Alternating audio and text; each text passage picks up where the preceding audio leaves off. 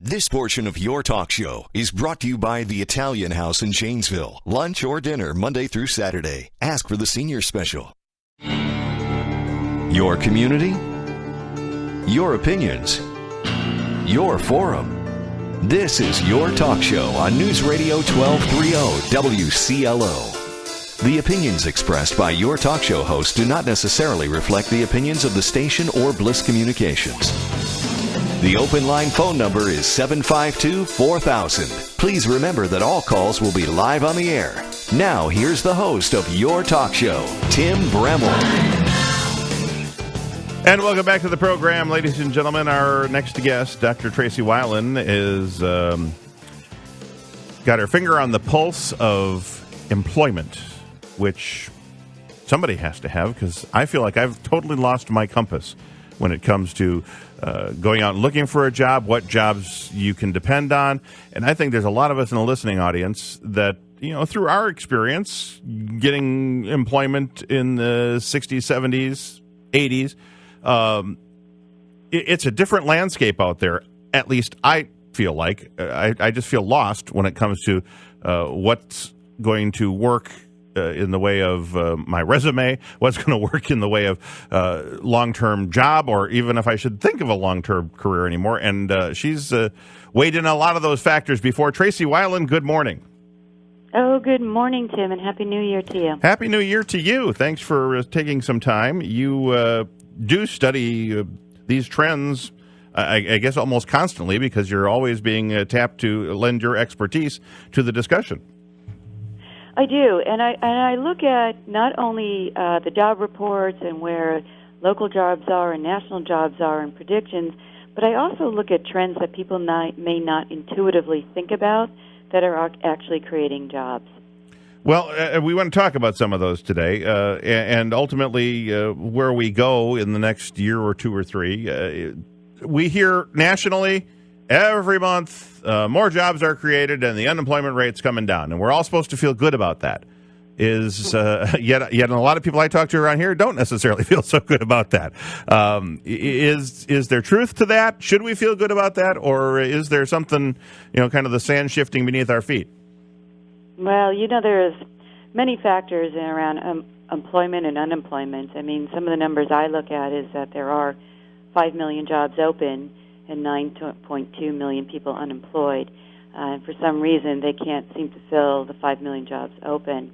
The second factor I look at is the underemployment, people who are either working in part-time jobs and don't want to be, or people who are working in jobs that they're highly skilled, too skilled for. So I think a lot of it is unreported. I think what means the most to people is in the local area. Is there work or not work? Are you getting work or not? And it can be very real in some areas that it's, great job market. For me, an example in Silicon Valley, but it could mean a not such good job market in another part of California. And that could be true within communities, even just from a perceptual standpoint. It would seem to me, and I give you Janesville and our surrounding area as an example, where we were a big manufacturing community. We had a General Motors plant up until half a dozen years ago. That the training of generally the entire workforce here was one way, and now what is beginning to thrive here are, there's another hospital that just came to town. There's a lot of medical jobs, I would guess, and you have sort of a disconnect between the workforce and the up-and-coming workplaces, if you will.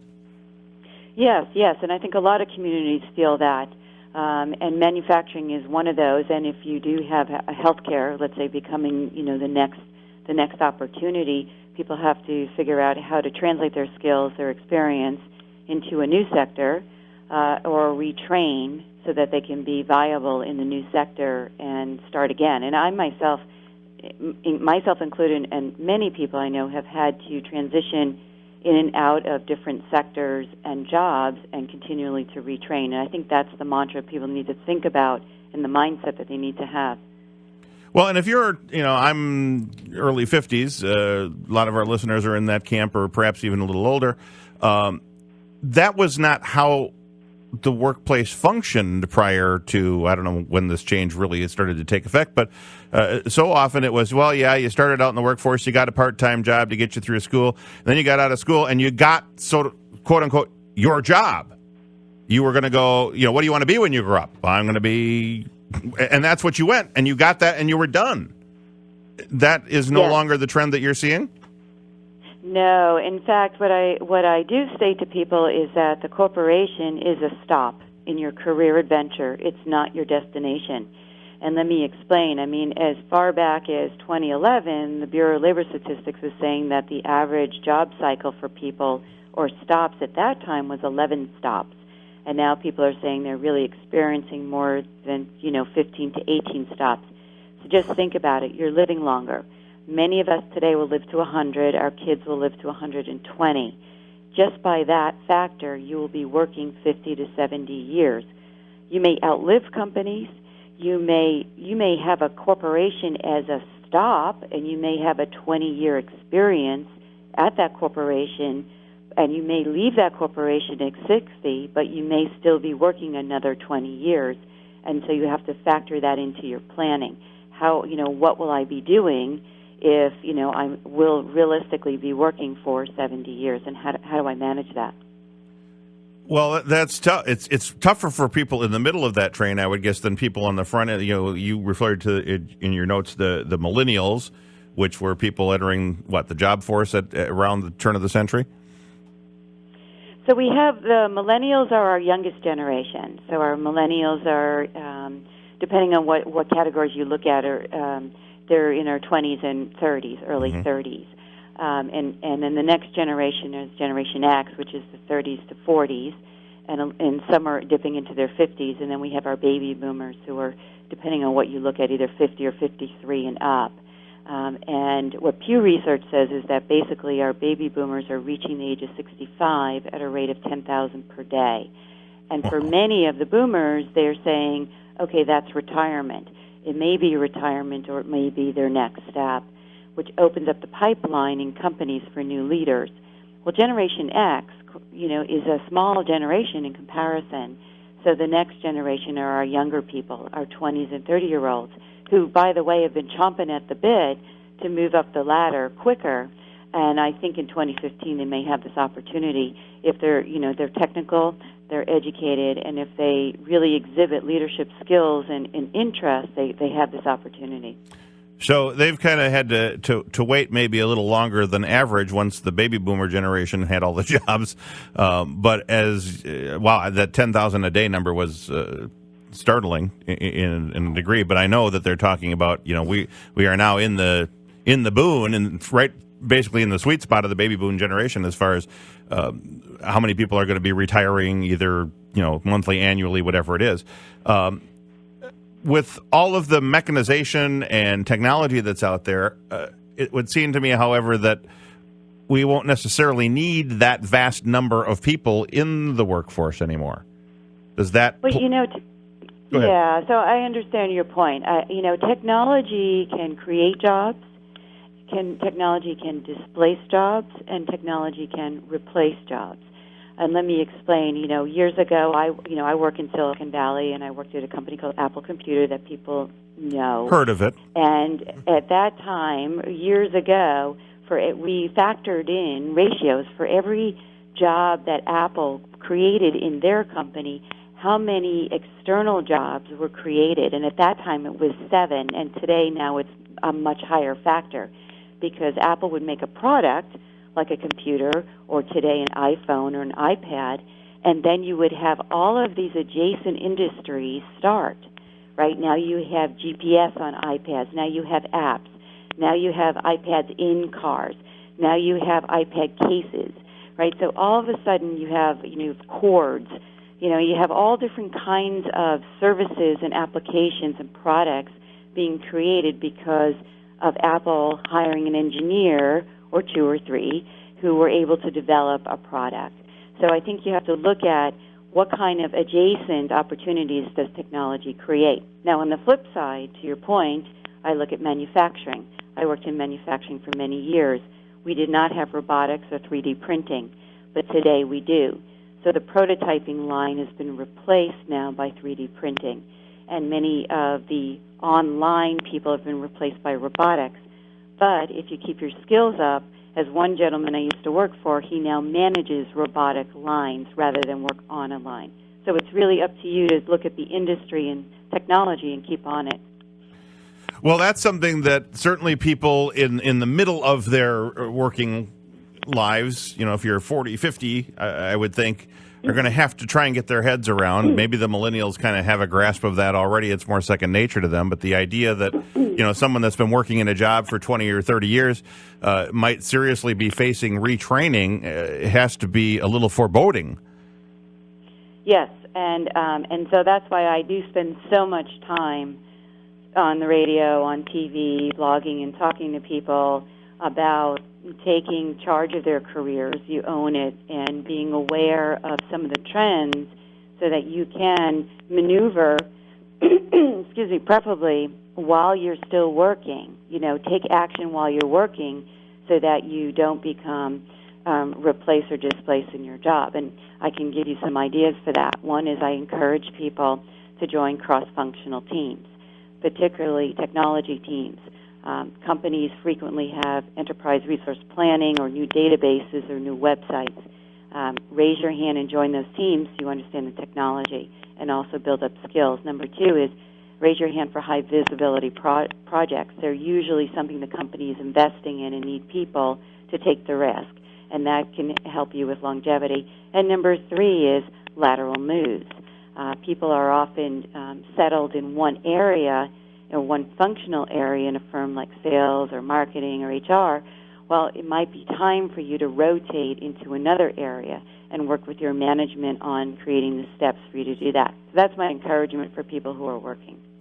Well, and lateral move people just used to not consider that. The only move that you would make was sort of upward mobility, that it would be an increase in pay or an increase in title or managerial chain or whatever. The idea of a lateral move probably doesn't sit real well with the baby boomers, does it? Right. It's different. But in my recent research and a lot of the research that's being published today, companies are realizing that the all-star player, right, who catch and dive and knows one thing, can't do it anymore. The world is too complex. The problems are requiring a lot more skills and expertise. A lot of companies need to approach these problems with teams, and they need highly skilled people. In fact, there's a word called T people or transdisciplinarity people who have depth and breadth and technology skills. So firms are saying the way I can do this is by developing people internally and have them do more rotations or cross-functional teams, because the other option is that person may leave, and nobody wants a really good employee to leave. We'd rather develop the employees internally if we can to give them opportunities. But the employee has to take the onus of themselves to say, I want to do this, and I need to take that onus of my career and what I want my next steps to look like. Okay, well, this is not then completely foreign to those of us who maybe have heard the concept of make yourself invaluable to your company, learning more than just your job, even if you're not getting paid to do it, so to speak. Yes, I mean, an employee really needs to take on their job as if they were the CEO of the company. And so what a chief executive officer would do is not only look at their business, but they would know their job and the competition, right, the next steps, the vision, the future, the strategy. And so taking ownership is something that, people can do by being indispensable. I also remind people to think of yourself, like a medical doctor. You go in and you expect the medical doctor to be very informed about everything, in your case, right, health, all of the new things as well as the old things, and have experience. Well, that's how you have to view yourself and your job, is your company is looking at you to take that responsibility to really know everything about your job, all the new stuff as well as the old stuff in your experience. What are you seeing then, based on some of this that we've talked about, that more caters to the individual and their approach to their job, that is causing, I guess, sort of the shift in the way employers look for people? and the way, and I guess the way employees look for work. I know I've heard, that while the baby boomers have some traits, they're fiercely loyal in a lot of cases to particular brands and companies. That upcoming generations are not. It would seem that that's a huge challenge for companies if you lose the loyalty of the consumer. Yeah, it is, and I'll tell you that companies are looking at this, and so you'll see that some companies are trying to create environments where employees do have a voice, can find a leadership track for themselves, and have these opportunities such as lateral moves. Some HR executives feel that today having an experience, right, or a job stop of 5 to 7 years is more of the sweet spot. It used to be that staying in a job for 20 years was highly valued, and now the mantra is, I would rather have someone who did 7 years in marketing than liaison themselves into 7 years of sales, right? Because they're going to have more skills and be more strategic, and so companies are saying, I have to open up the doors for people to be able to do that in my firm.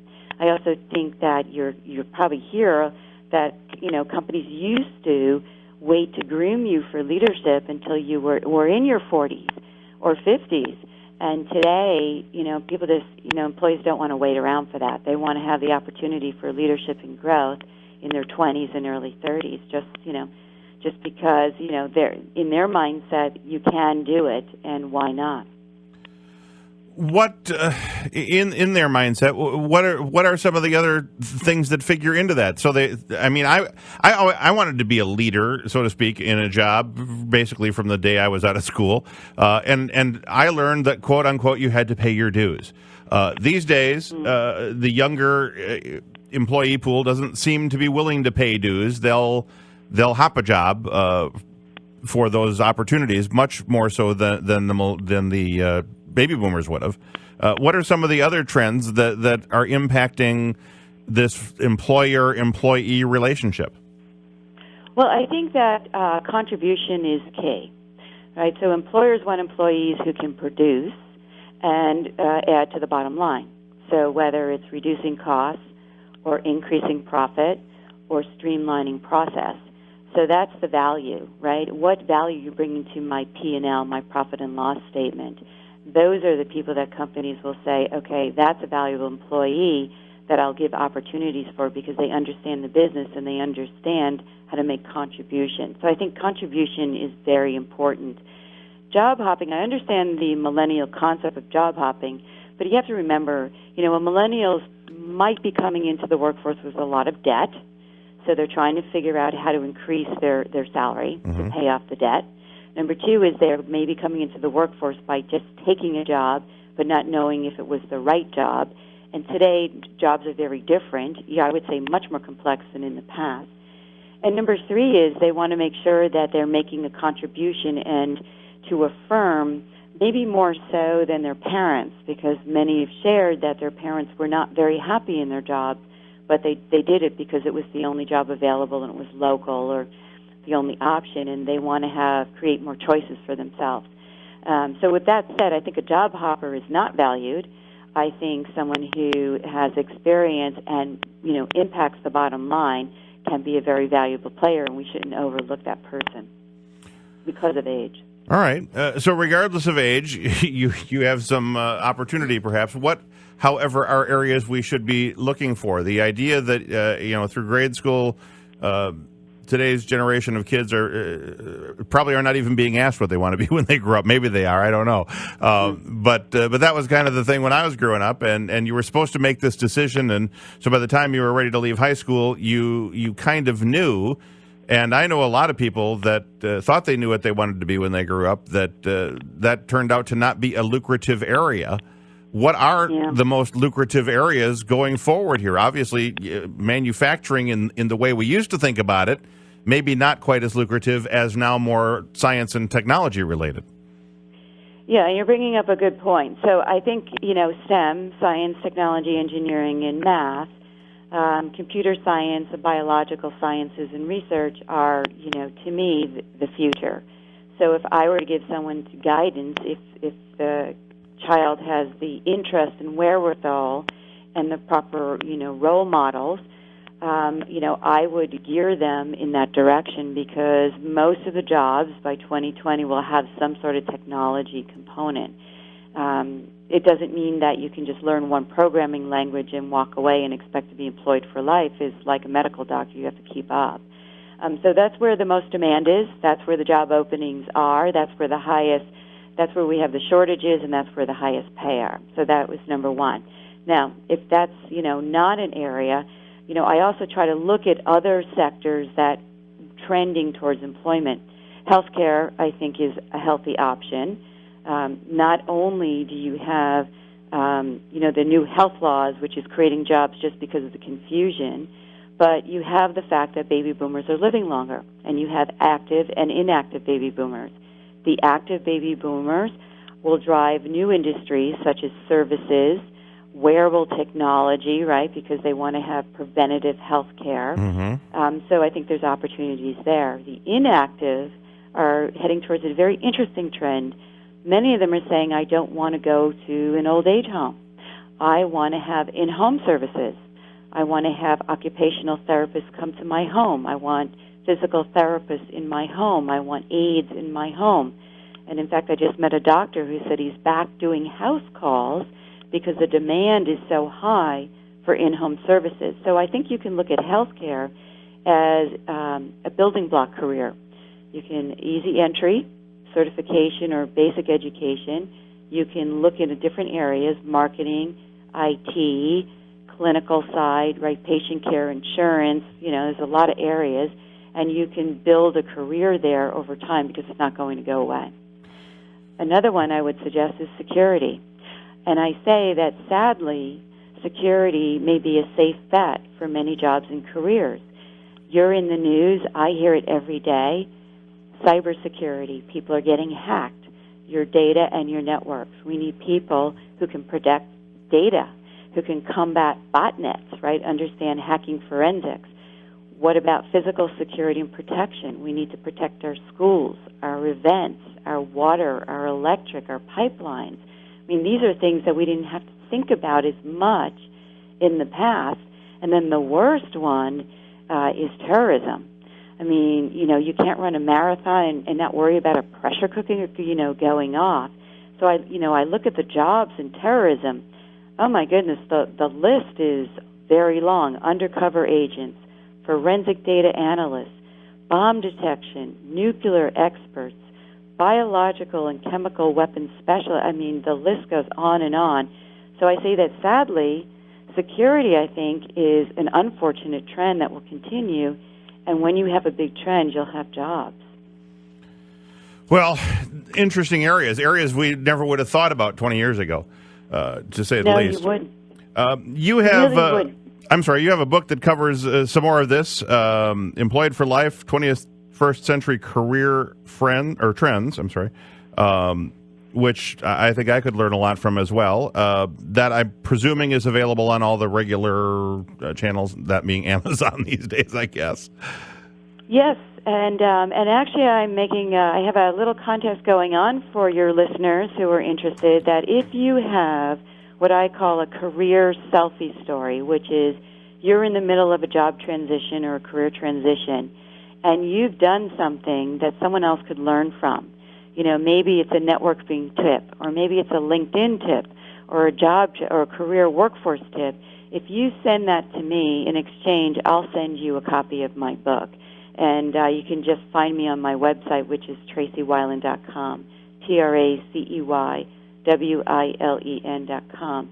But the catch is I need a best practice from you in exchange for that book, because I really want people to learn from what other people are doing to create success in a difficult market. Well, and that is, quite honestly, I watch kids do it all the time. Young people do it all the time. They learn from each other through social media channels, and they share ideas. And this worked, and that didn't work. And that's another thing that those of us in the second half of our working lives are going to have to get our heads around. Yes, and I think that role models, best practice sharing, all of this is important today, because we did shift from a classical world to a digital world very quickly. And so if you're caught in that midpoint in between, it's challenging because you're not a native to technology. You, like me, we're immigrants to technology. And so a lot of this can be very confusing, can be overwhelming. Think about it. We didn't have job boards years ago. Yeah. Now there's 50,000 job boards. So anything I can do to help make it a little easier, I'd like to do. All right. Well, TraceyWilen.com, is that correct as far as a website That's for you? correct. And Yes. people can find you there. We'll have that up on the podcast description here as well. Tracey, thanks for the time this morning. Thank you very much, Tim, and Happy New Year. All right, we'll talk again. Tracey Wilen, there are some interesting trends and predictions regarding 2015 in the job market. We hope that if you're out there looking,